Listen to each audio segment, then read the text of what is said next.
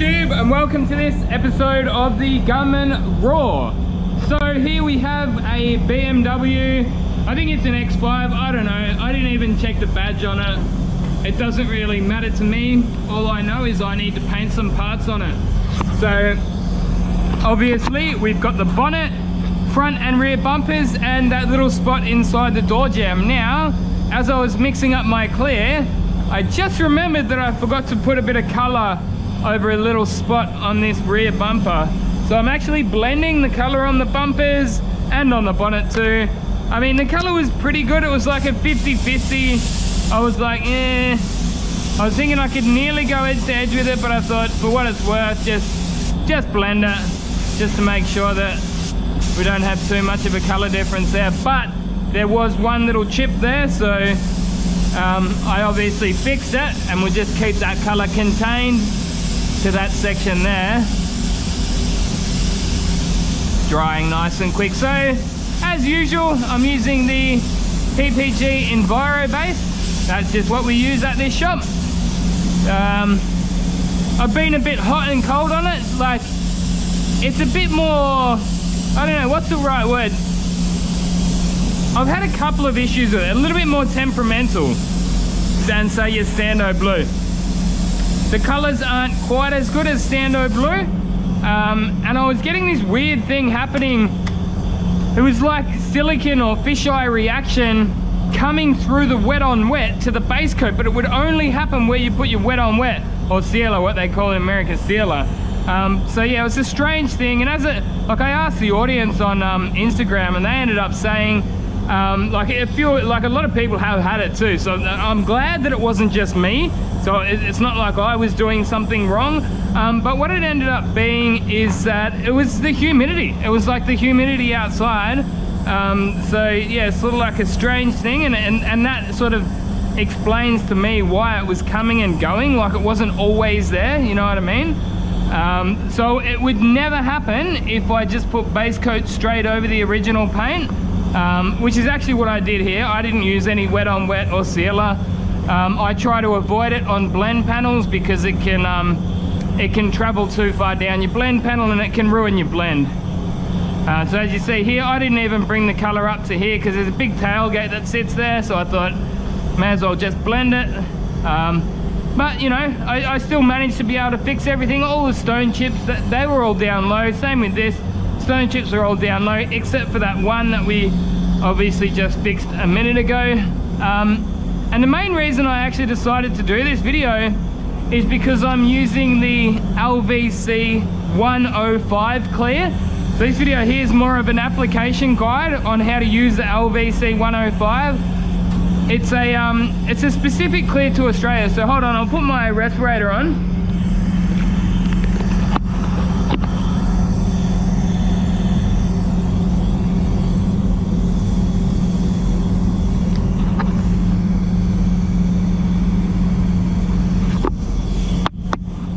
So hopefully you guys can hear me properly. I'm just going to talk because, yeah, I don't want to do the yelling, which is what I used to have to do. One thing I do like about the spray booth here is that it's nice and quiet. So where I used to work there in Perth, that booth was like a bloody hurricane, man. It was so loud. But yeah, it's nice to be able to do a video like this without having to scream my lungs out. So LVC-105, it is a region specific clear, so it's like one of the new generation clear coats. It's still a 2-pack clear coat, but the basic idea of it, like you give it 25-minute bake, it will be fully cured. Well, I mean like 95% cured. And yeah, it's really good. Anyway, let's get into it. So yeah, the settings are pretty important. So on this first coat, I've got the pressure up. So what I'm going for on this first coat is I need to put the least amount of paint on while still having no base coat showing. That's what we call a closed coat. Just not closing up in some of those spots. But you can see it, you can still see through to the base coat in a couple of spots. So, as I say, like, have this coat on as skinny as possible, but you still need it to be a closed coat. So I've cranked the pressure right up. I've got, you can see there, that's like 35 psi.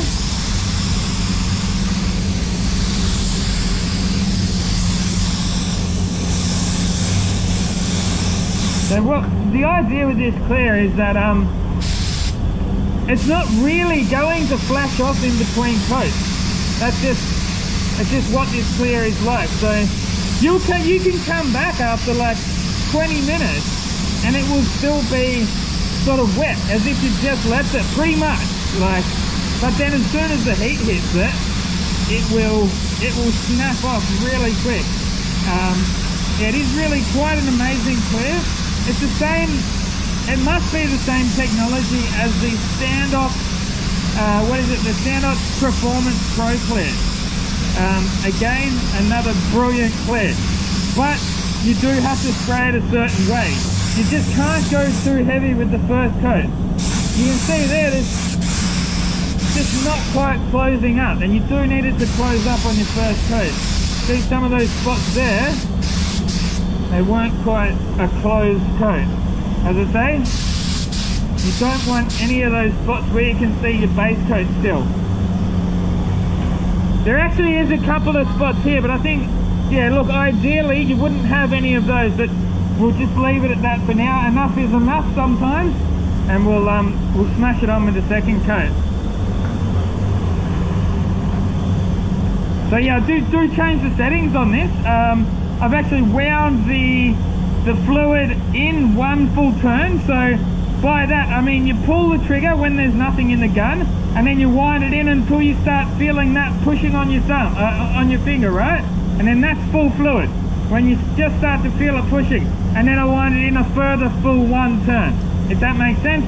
And then I wind the fan in, so I open the fan right up and then come in one full turn, and I've actually got the T110 air cap on it. As I say, ultra skinny coat on your first coat.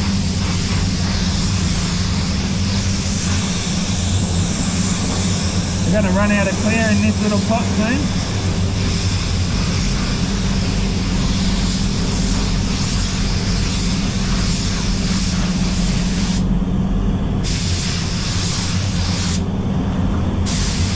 But yeah, like, what will happen with this clear if you're not careful and if you don't spray it this way, well, I mean, hey, you do you, baby. Like, if you found another way to do it, I'm actually all ears and I would like to hear about it, to be honest. But what I've found, if I don't spray it this way, that's a better way of phrasing it, if I don't spray it this way, I will get big runs all over the place. Because of what I was saying before, like, it doesn't really flash off in between coats. You're basically putting two coats on at once, if you know what I mean. But, I mean, yeah, okay, so that's one of the downsides. You know, you can run this stuff very easy. But the upside is it goes fully cured after a 25-minute bake.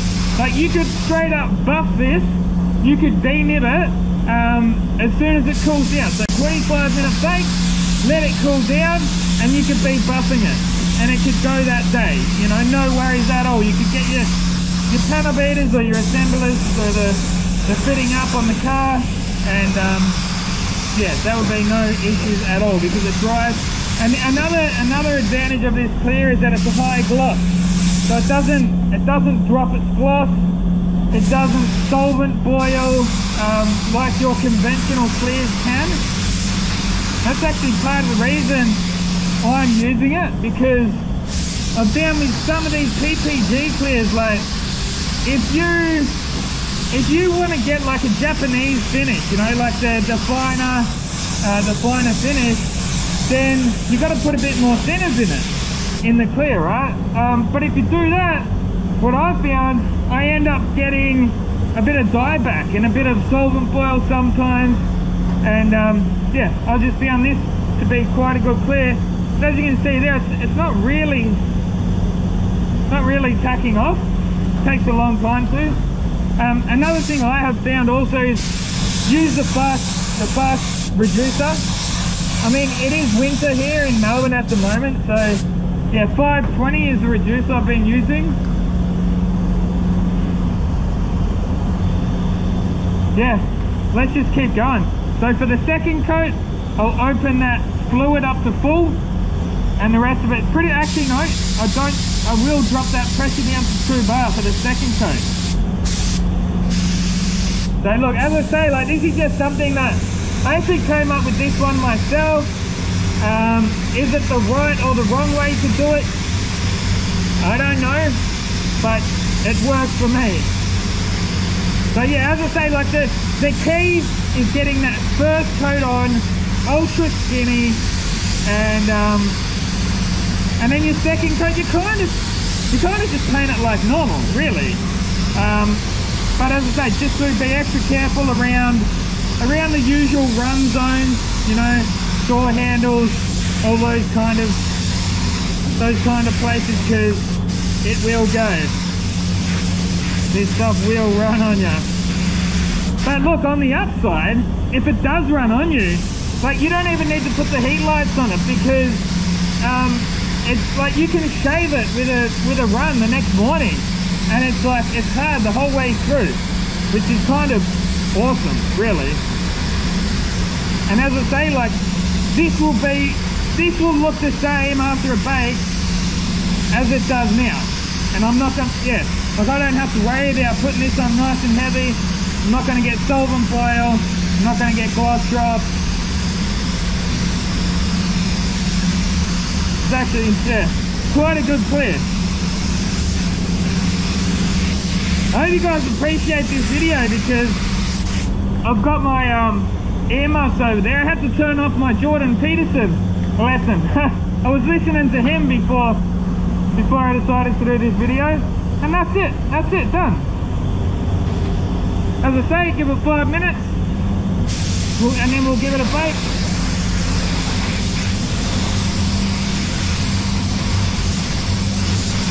The main reason I decided to use the T110 air cut, that's just because it's going to get less material on. That's what I found anyway.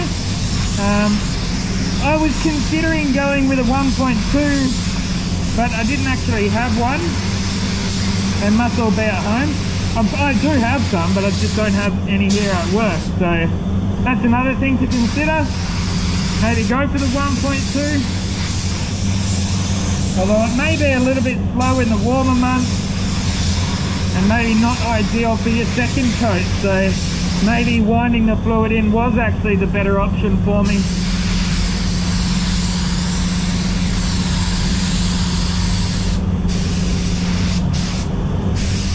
But yeah, like, the finish, the overall finish is actually looking quite nice. Like, it's sort of looking like that chunky BMW finish. I actually did leave a little bit of the reducer out. And you may remember last time I did a video, I was complaining about the internet at home, so we've actually recently had that upgraded, which is good. So let us know if you want it. If you want more of these style videos, let me know in the comments.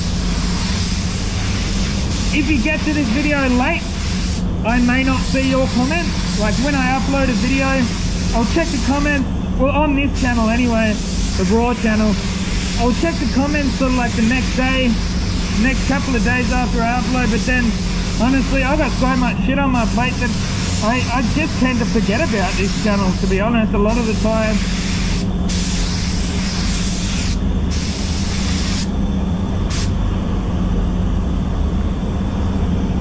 Yeah, man, that's quite a nice finish, really. How much paint did I mix up? I mixed up 1.1 litres, and it's looking like I'm probably gonna have over mixed a little bit. I've actually found you do use a little bit less clear when I'm using the 105 compared to using the 136.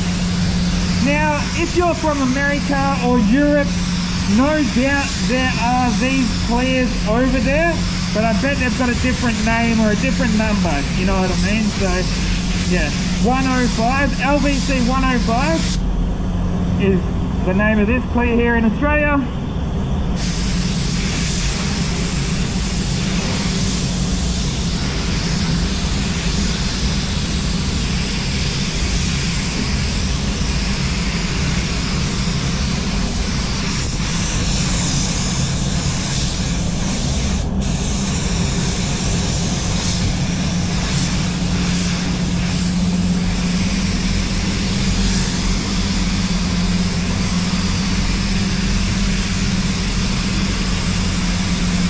So part of the reason I wound the fan in is because I found that with the the T110 air cap on the Pro Lite, it's not the best fan. Like it's a bit broken. Like you'll have these dead zones through the side of the fan. So I found that like winding the fan in a turn helps that. It evens it up. I'll show you what I mean in a minute. We're going to have a little bit of clear left over. Actually not as much as what I was thinking before I put this last coat on. It's actually quite nice and clean, this job. Not going to be much for the detailers to buff up, which is always good. I'm going to have to come back. I forgot to bring my little fade out thinner gun, so I've got to do a little fade out up there. I'll come back in and do that in a minute.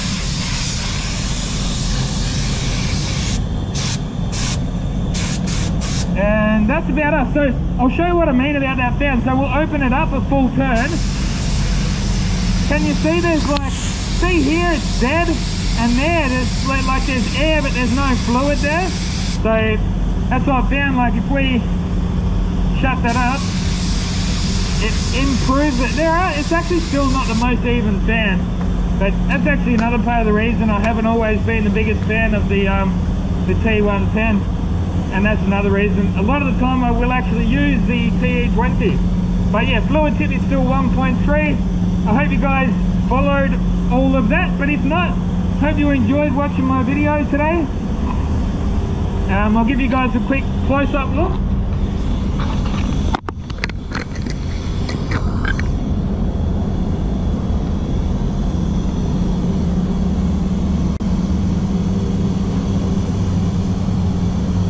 Really nice and clean, this job.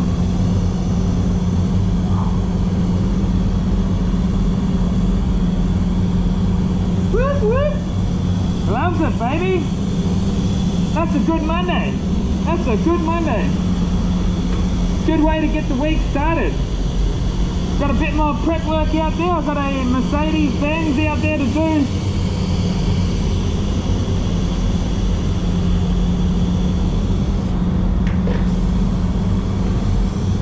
Rightio guys, hope you had fun watching. Until next time, get out there and paint some shit. Gunman out. Woo!